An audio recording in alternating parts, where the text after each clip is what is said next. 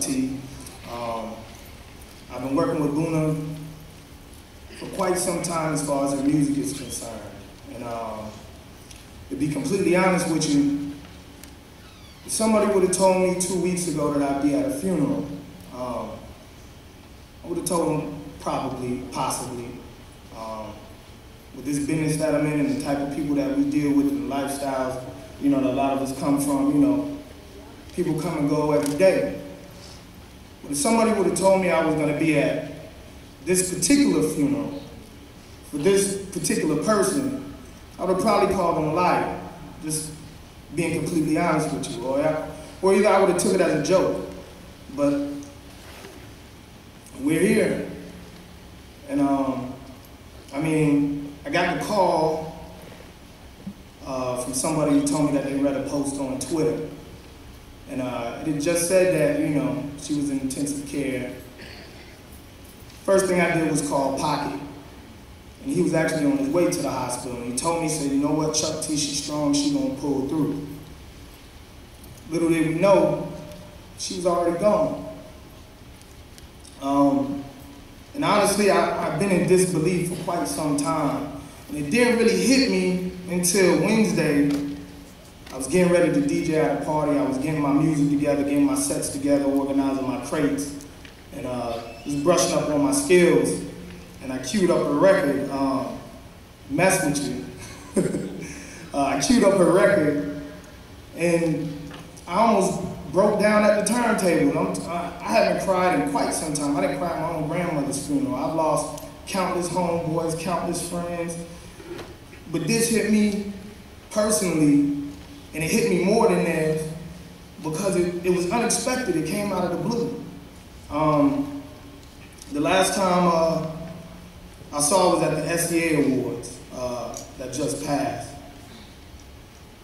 And I hadn't talked to her since then, but I mean, it's a shame that we've lost somebody who was so energetic, so loving, so talented. She gave off such a positive vibe.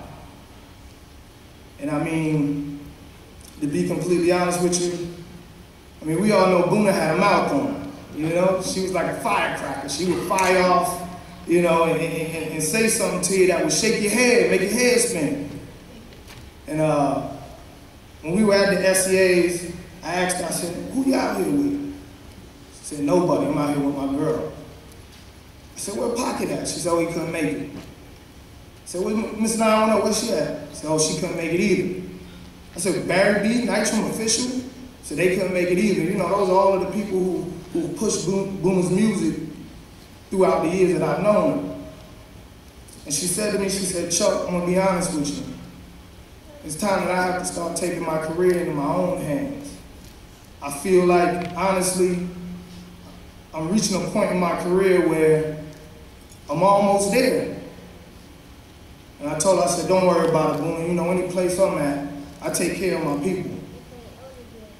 And man, I mean, she got herself into a little bit of a position out there that I had to fix for her.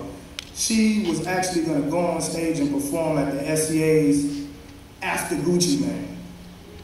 And I told her, I said, Buna, I don't think you're strong enough to perform after Gucci Mane. You need to go on before Gucci Mane, because when he performs, the crowd gonna leave. She said, no, I got this, Chuck, trust me, I got this, I can do it. I said, Buna, let me handle it for you. So we went, talked to the fella Gennaro who runs the SEA Awards. Thank God we got her moved up before Gucci Mane. And I told her, I said, Buna, look, let me do the talking for you. So she said, all right, Chuck, I'm gonna let you do the talking for me. I'm gonna trust you.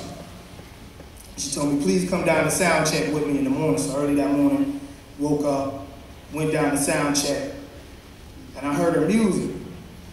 I said, wait, hold on, baby. I know you're gonna do more than one song. You got 7 minutes on stage, you gotta shine. You need to do more than just one song. I said, because if people don't like that one song, they're gonna be turned off from you. I said, don't worry about it, they gonna like what I do. Trust me, I know. I said, Buna, listen, we're gonna go back up to my hotel room, we're gonna fix the show CD. We're gonna try to work in as many songs as we can so that people can really, really see your growth, see how well-rounded you are, you know, and really, really see your talent and your skill. While we were down there, we ran into Tiffany from Keep It Moving Records. And her artists were about to get up there and do the same thing. I told her, I said, no, we're not about to do this. The Carolinas gonna shine. Y'all are representatives for the Carolinas on the national front right now. So we need everybody to see exactly how talented y'all are. So I had everybody in my hotel room rearrange the whole show CDs. Needless to say, Floss and Cosmic God, you know, those Tiffany's artists, they killed it. Lil Buna got on stage. She ripped it. And I'm talking about, I was so ecstatic, you know, I mean, and I did this for pretty much everybody. I stood to my feet. Wasn't nobody else in the crowd standing their feet. I stood to my feet for every Carolina artist that got on stage. When Buna performed, I was yelling, I was screaming, I lost my voice. After it was all over, everybody was coming to me, man, who was that little girl? Who was that little girl, man? She was shy, she could even get in. She ain't number 16, right? I said, nah, she's 21, she can make it in the casino. You good, don't worry about it. Man, I'm talking about she had rave reviews from everyone. And it just seemed like she was at a point in her career where she was finally starting to get it together. Every time I used to talk to her, she used to say, Chuck T, why ain't on your new mixtape? Come on now, you trying to play me.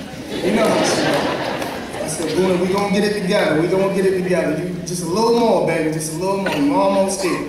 Barry B, Nitram Official, they used to, oh man, come on, Chuck T, put Buna on the CD, man. Come on, she got a huge buzz. People love her out here. And it wasn't until recently that I started getting music from Pocket, started getting music from her, you know, found out she was working with Ski Beats, that her music finally started coming together. I think she knew it and I knew it. She was finally at that point where, I mean, I feel like she could have competed on a national level with any female rapper, even with some of the male rappers. And we had a conversation and she explained to me why, you know, she was so boisterous at times. And she said it was because she was a small female in a male-dominated industry. And she had to speak up for herself. She had to take up for herself. She couldn't be played, couldn't be put on the back burner. She refused to be put on the back burner. And I mean, she had a light, even now that she's gone, that, you know, won't be able to be extinguished. And when I found out about the circumstances under which she passed, it really brought up thoughts that, you know, my grandmother instilled in me a long time ago. She's passed away, and actually, you know, she was very, very deep in the church. And she used to keep me deep in the church. And before I was a DJ, even before I was a rapper, I used to be up in the pulpit on Saturdays. I'm on the Seventh-day Adventist. I used to be up in the pulpit on Saturdays preaching. A lot of people don't know that about me. You know, a lot of people know my nickname was Priest from back when I used to rap, but they didn't know how I got that nickname. I got that nickname because I used to preach. And my grandmother used to always keep me very close to her, and she used to always tell me, boy, tomorrow is not promised to anyone. And she used to tell me, and this was one of the first things that hit me, and me and Mo had a conversation about it a little while ago. My grandmother used to tell me, a lot of things that happen to us aren't God's will. You know, a lot of things that happen to us are through circumstances that we put ourselves in. And when I started to go astray, leave from the church, she used to always tell me before I would leave, she used to say, boy, don't ever put yourself in a position where the angels are at a disadvantage. I mean, before I used to go to the clubs, before I used to just go out on the streets, pushing my CDs, selling my CDs, you know, I used to be in pretty bad areas, pretty bad neighborhoods. And I mean, she used to constantly tell me that, boy, don't put yourself in a predicament where the angels can't defend you. She said, boy, there's a war that is going on for your soul and for the soul of everybody on this planet, because we are all God's children. She said, we can't see it,